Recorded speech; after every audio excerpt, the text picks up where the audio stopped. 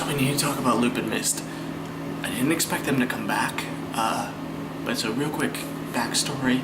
I met Lupin when they glitched into a bunch of Folding Chairs episodes. You can go look, it's still all there.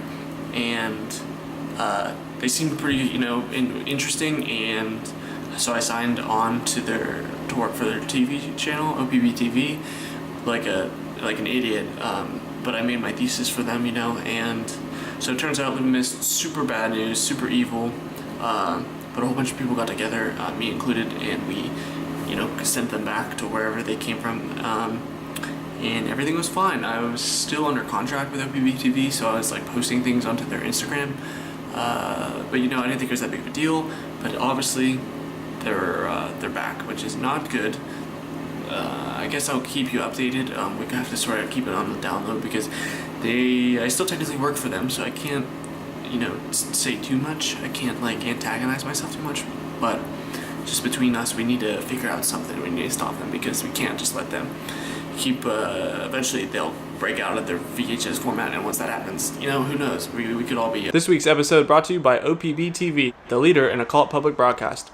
So my junior year of college, I made a film called Usually Alone. It was shot on DV tape, and it was an observational mockumentary, and it followed around this artist that ends up killing himself. I took it to my faculty review, which is where you sit and the entire faculty critiques the film, and they didn't like it. So I took their critiques and I made an interview part of the film where I play myself and I'm being interviewed about the mockumentary. And in that fake interview, I directly comment on every one of the critiques that my faculty had. And all of that required a crew of 5 people, and there was all natural lighting. It was shot on DV and shot on this, and it was wonderful. Is the film good? But I enjoyed it. I enjoyed making it. So naturally, the faculty wanted me to make something that had actual production. For my thesis, big crew, fancy camera, lighting, production design, just to see if I could do it, because none of us knew if I could. So I made Hell's a Game Show, and that's what we're going to talk about today. It's time for Hell is a Game Show! It's shot on a red, which, fuck the red, pardon my language, but dude, everyone's always creaming their jeans about the red, and I just think the workflow it's too complicated, the file sizes are too big.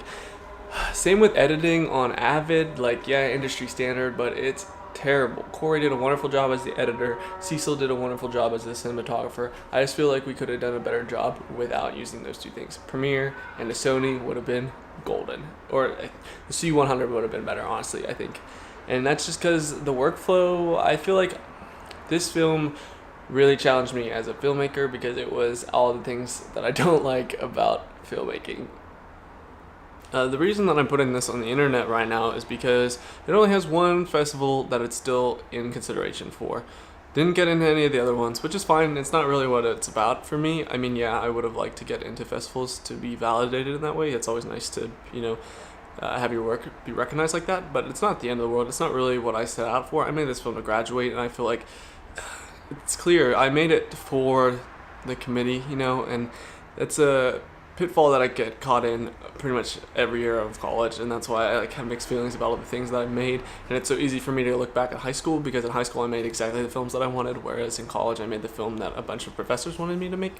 And I'm not blaming them, I'm blaming me for not standing up for myself or not having a clear enough vision. But I think the film, I don't know, it's my least personal film that I've ever made.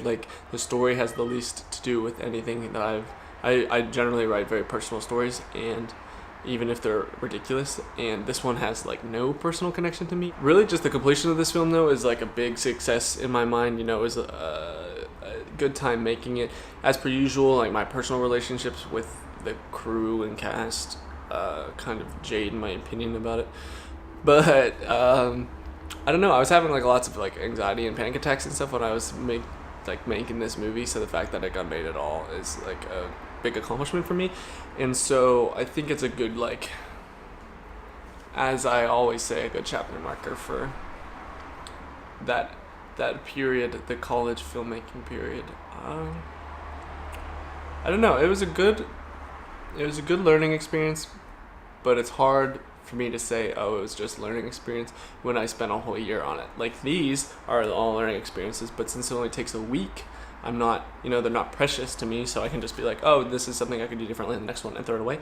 But when you work on something for a whole year, and when you're done with it, you're like, oh man, I should have done this different and this different. It's harder. And I think that's a huge reason why I thought this would be a really good idea to make a video every week, because it really lets you try new things and, do things that you might not have done in a film that takes you a year to plan and make or whatever. Things that I like about the film, casting, I think, is really where it shines. Like, Evie is so naturally talented and perfect as the devil in the film, and I think everyone else is so perfectly cast. And I think the production design is really good for the campy look that I did not commit to early enough. I think I should have just sat down and said, hey, we're going to do a really campy production, for this public broadcast channel, and made it that, just accepted that's the way it was going to be and headed in that direction. I didn't commit to this style as much as I should have, and I think that's to a fault. But yeah, so you can watch the film. On this page, you can watch my color commentary that I made the day before the premiere. If you want to listen to me talk about it more, it's a little gratifying or whatever. So you don't have to watch it, whatever. And what else? Oh, last week I was so caught up in getting a PlayStation and Red Dead from Blake Taylor, best friend in the world, that I forgot to include the playlist that I made for Oleander, and it just is sort of like a mood playlist that coincides with the film, and I've since added it. So if you want to go jump back a week and check that out, if that's something that interests you, and if you haven't read the script yet, please do so. I need some more negative feedback. I don't have enough of that, and that's this week's video. Sorry that these just end up being like me spouting bullshit to the camera, but eventually I'll start creating stuff. I spent 5 days playing Red Dead Redemption this week, but I beat it, so I have until at least multiplayer comes out to really crank it down. Alright, thanks for watching. See you on the next one.